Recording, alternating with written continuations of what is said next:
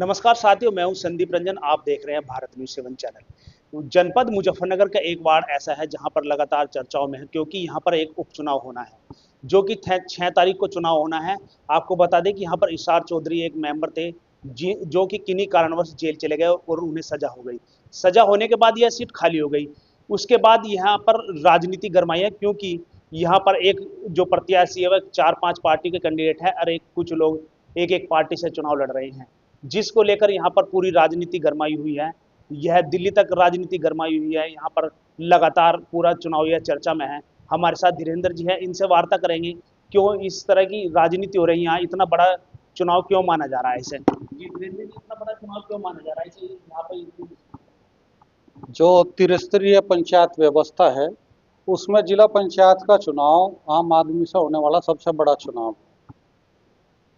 और राजनीति गरमाने की है कि भाई जब राजनीतिक पार्टियां या बड़े नेता राजनीतिक लोग उसमें सांसद विधायक हों वो भी हिस्सेदारी करनी शुरू करेंगे तो स्वाभाविक सी बात है कि भाई वो चीज़ चर्चा का विषय भी हो जाएगी और माहौल भी गर्मा जाएगा। तो मेरा ये मानना है कि कहीं ना कहीं ये चीज़ें आगे आने वाले चुनाव में भी इन चीज़ों का प्रभाव आपको देखने को मिलेगा। अच्छा, जैसे कि आप बुद्ध प्रकाश जी को चुनाव लड़वा रहे हैं, तो क्या लगता है उनकी जीत कहाँ तक निश्चित है? भाई 1% ईश्वर के नाम से भगवान खुदा के नाम से कुछ भी कह दो आप, भाई वो सब एक है। हमें 36 बिरादरियों में से वोट मिल रही, ऐसा कोई समाज नहीं जिसका वोट हमें नहीं मिल रहा, बुद्ध प्रकाश शर्मा जी को नहीं मिल रहा, तो निश्चित रूप से उनकी जीत तय है। अच्छा, एक बात ये भी करेंगे कि यहाँ पर जाट और मुस्लिम की बात की जा रही है, लेकिन अदर वोट भी यहाँ पर काफ़ी बताया जा रहा है। जो पिछड़ा समाज है, अति पिछड़ा समाज है, उनकी वोट कोई गिन नहीं पा रहा है, तो वो किधर पड़ रहा है। आप सर्वे करके देख सकते हैं उनकी 90% से भी ज़्यादा कहोगे आप वोट बुद्ध प्रकाश शर्मा जी के, आप कहीं भी सर्वे कर लें लामबंद होकर वोट करेंगे। जो भी हमारा पिछड़ा अति पिछड़ा जिनकी आप बात कर रहे हैं, अगड़ा जिनकी भी आप बात कर रहे हैं, वो 99% बुद्ध प्रकाश शर्मा जी के साथ है। अच्छा, अपना मुख्य मुकाबला किस समान है? एएमआईएम के कैंडिडेट हैं, मेरे पड़ोस का गांव है तावली, वहाँ से कैंडिडेट है एएमएम के गफूर, उनसे हमारा मुकाबला है। उनसे क्यों मुकाबला माना जा रहा है? आप किन्हीं भी चुनाव पे चर्चा करें तो जब चुनाव का वक्त आवे आदमी बहुत सारी चीज़ों में बंटवारा कर ले, भाई वो कहीं ना कहीं मोहल्ला पड़ोस जाति बिरादरी परिवार खानदान धर्म, उन चीज़ों पे कहीं ना कहीं आदमी बंटवारा करता है। आपने खूब महसूस किया होगा, वो उस समय अच्छे और बुरे को भूल जाता है कुछ समय के लिए, नहीं तो सभी को यहीं रहना और पहले से रहते आए, तो वो कहीं ना कहीं उस तरफ ध्रुवीकरण भी है। अच्छा, आप ही के गांव के दो कैंडिडेट हैं, बुद्ध प्रकाश जी एक, दूसरे हैं, तो उनपे 3-3 4-4 पार्टी को साथ लेकर चल रहे हैं, आप अकेले पार्टी को लेकर चले, क्योंकि राष्ट्रीय लोकदल भी इस चुनाव में आपके साथ नहीं दिखाई दे रहा, तो इसमें क्या कहेंगे? नहीं, वो सब लोग साथ हैं। और रही बात 3-4 पार्टियों के समर्थन की, देखो ये लोकल का चुनाव है, ज़्यादा राजनीतिक पार्टियों से इन पे ज़्यादा कहीं ज़्यादा प्रभाव नहीं पड़ता इन लोकल के चुनाव में। आदमी जो लोकल का व्यक्ति हो वो अपना गांव क्षेत्र अपना गवांड उठ बैठ आदमी के आव भाव उसकी कहना मान सम्मान की बात। दूसरी बात यह कि जो हमारा कार्यकाल रहा 5 साल का जिला पंचायत का, ये कह सकता हूँ कि ऐसा कोई गांव नहीं ऐसा कोई समाज नहीं जहां हमने जिला पंचायत के द्वारा काम ना किया हो या किसी अन्य डिपार्टमेंट से हमने ना करवाया हो। तो उस काम के बल पे भी हम विकास के नाम पे चुनाव लड़ रहे और उसी के नाम पे चुनाव लड़ेंगे और उसी आधार पे हम वोट मांग रहे हैं और उसी विकास के नाम पे हमारा जीत का दावा है। अच्छा, एक आरोप आप पे ये भी लग रहा है, जो गफूर चौधरी है, कि उसे भी आप ही लड़ा रहे हैं। आप भी लड़ा सको 5-4 को, भाई जो आरोप लगा रहे मैं भी लड़ा सकेंगे 5-4 को, ये मिथ्या और झूठ है और झूठा प्रचार है केवल एक प्रत्याशी के द्वारा, जिन्हें ये लग रहा था कि भाई आप चुनाव जीत रहे, उनके समर्थक इस तरह की बात कर रहे, वो ऐसी बात कर रहे। अगर कोई भी व्यक्ति ये साबित कर दे कि इस चुनाव में मेरे फला व्यक्ति को बुद्ध प्रकाश शर्मा जी के अलावा किसी को लड़ाने का मेरा कोई रोल है, तो मैं आपके माध्यम से कहना चाहता हूँ, आपके चैनल के माध्यम से कहना चाहता हूँ कि मैं राजनीतिक जीवन से संन्यास ले लूंगा। गवांड के लोग हैं सब लोग चुनाव से पहले भी यहीं थे, चुनाव के बाद भी यहीं रहेंगे। कल ऐसा भी हो सके भाई कहीं सुख दुख की घटना हो, जो लोग यहाँ आरोप लगा रहे वे मेरे पास बैठे हुए हों या मैं उनके पास जाकर मुझे बैठना पड़े, तो इससे कोई ये साबित कर देगा कि भाई फला व्यक्ति को वो चुनाव लड़ा रहे। आरोप लगाने से पहले आदमी को सबूत देने चाहिए और मिथ्या और झूठी बातों का प्रचार नहीं करना चाहिए। अच्छा, आप अभी जो पिछले चुनाव हुआ था तो आप उसमें चुनाव लड़े थे, तो अब ऐसे क्या कारण है कि इस बार आप चुनाव मैदान में दूसरे को लगा? 1.5 साल का से भी शायद कम समय बचेगा चुनाव के बाद, इस उपचुनाव के बाद। 1 साल से पहले उपचुनाव की चर्चा हुई जब उन्हें सजा हुई इरशाद जी को। उस समय मेरा लड़ने का मन था और चुनाव प्रचार भी जोरों शोरों पे चला, और उस समय आपने जनता की भावना भी देख ली होगी कि जनता का रुझान क्या था, जनता का मन क्या था। वो चुनाव नहीं हो पाया उस समय संवैधानिक कारणों के कारण, क्योंकि जिला पंचायत में बाइलॉज में एक छोटी सी त्रुटि होने के कारण 2 साल की सजा का जो प्रावधान है उस पर शासन निर्णय करता है। उसमें टाइम लगा लगभग 1 साल का। मैंने रिट भी दायर करी थी उस समय, और कोर्ट के दबाव से ही वो चीज़ें हुई। तो मैंने उसी समय जब वो पोस्टपोन्ड हो गया और चुनाव की कोई समय का नहीं था कि भाई निर्धारित इस समय पे चुनाव होगा, तो मैंने कह दिया था कि भाई अब मैं बहुत कम समय के लिए चुनाव नहीं लड़ूंगा।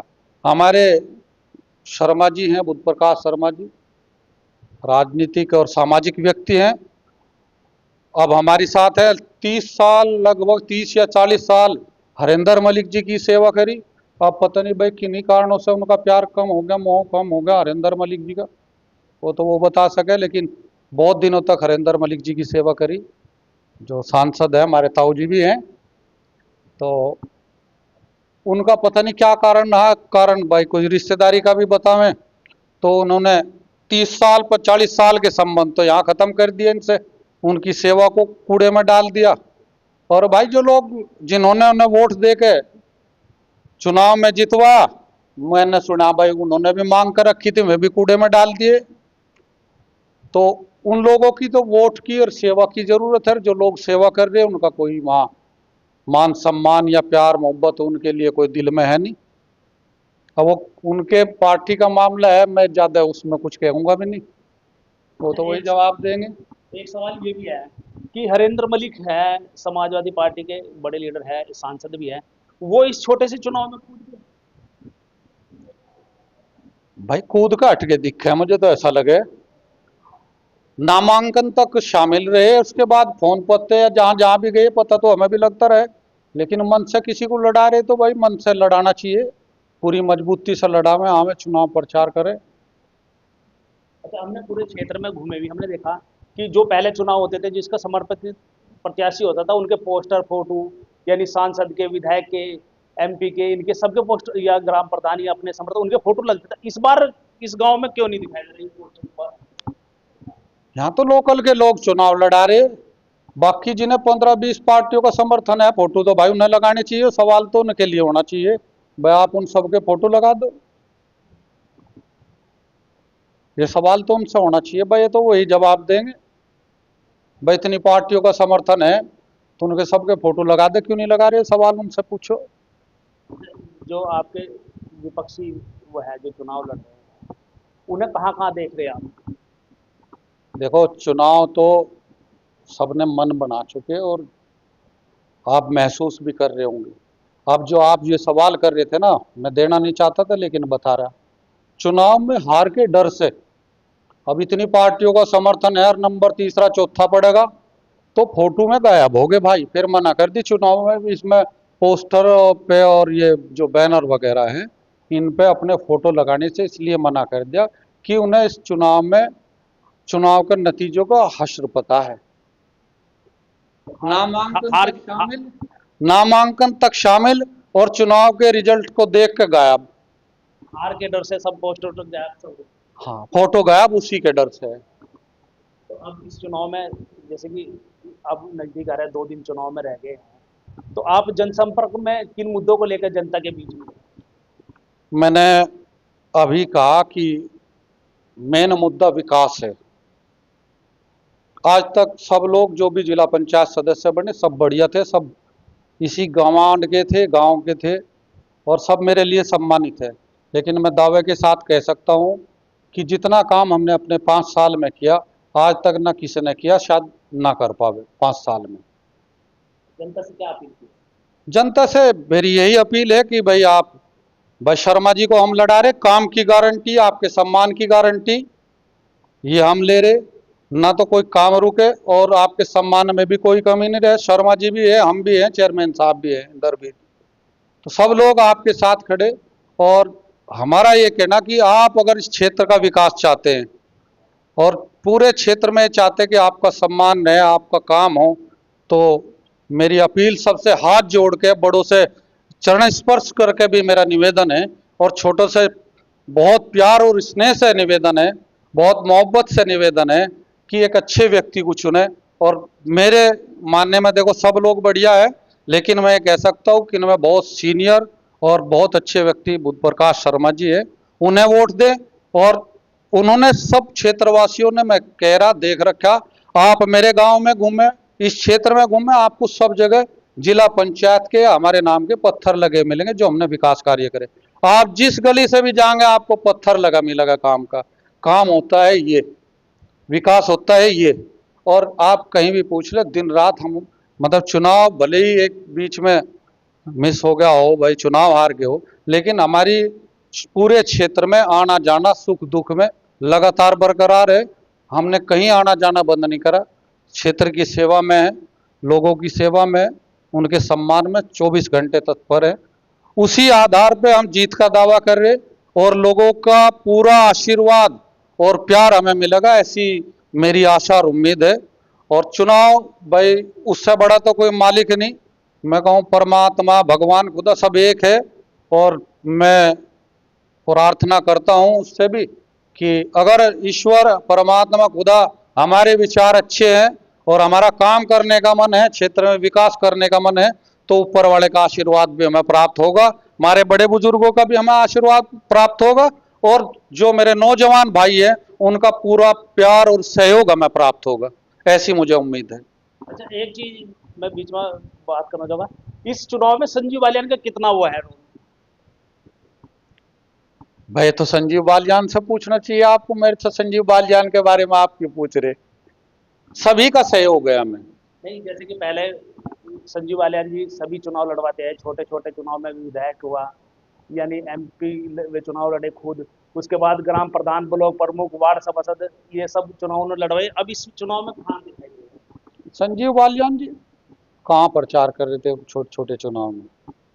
नहीं, लगातार उन पर लगा आरोप भी लगते रहे कि छोटे छोटे चुनाव। आरोप लगाना तो किसी पे भी आसान है भैया, आप किसी पे भी लगावें, लेकिन उस चीज को साबित करना बड़ी बात है। संजीव बालियान जी, अगर मैं खड़ा तो निश्चित रूप से ऐसा है कि भाई संजीव बालियान जी कोई हमारे से अलग हैं क्या? हमारे साथ हैं। इस चुनाव में, ये लोकल का चुनाव है, मैं मानता हूं कि उनके कहीं प्रचार की या उनके उसकी आवश्यकता नहीं है। जो उनका काम है, जो उनका सहयोग हो सकता है, वो हमारे साथ है निसंकोच। सब दो पार्टी है आपकी, राष्ट्रीय लोकदल और भाजपा, तो इनका कितना समर्थन है आप लोग? पूर्ण समर्थन है सबका। नहीं, सुनने में तो आ रहा है कि योगराज जी है जो जिलाध्यक्ष है वहाँ पे, क्या नाम, लोकदल के संदीप मलिक जी, वो दूसरे पक्ष के थे। क्या आप साबित कर सकते हो? नहीं, लोगों में चर्चा है ज्यादातर। नहीं, इस चर्चा को तो कुछ भी कह दो कि भाई नरेंद्र मोदी जी आ रहे हैं, उसका प्रचार करने 35-36 पार्टियों का समर्थन है, वो कम रहेगा, अब नरेंद्र मोदी जी आएंगे उसका प्रचार करने। लेकिन उन चीजों का कोई, भाई आप तर्कहीन बात करेंगे, उसका कोई लॉजिक ना हो, कोई तर्क ना हो, तो उसके क्या मायने हैं भैया? सब लोग साथ हैं, किसी का कोई वो नहीं। गलत बात है, मिथ्या प्रचार है, झूठा प्रचार है, सब लोग हमारे साथ हैं। नहीं, योगराज जी उनके करीबी माने जाते नहीं, हमारे करीबी माने जाते हैं, गलत बात है। हैं। देखिए, ये थे वीरेंद्र प्रधान जी जिनके द्वारा बताया गया है कि उन्हें सर्व समाज का समर्थन मिल रहा है, लेकिन ये तो सब जनता तय करेगी आने वाली 6 तारीख को कि किस तरफ पलड़ा भारी होता है, कौन जीतता है। नमस्कार।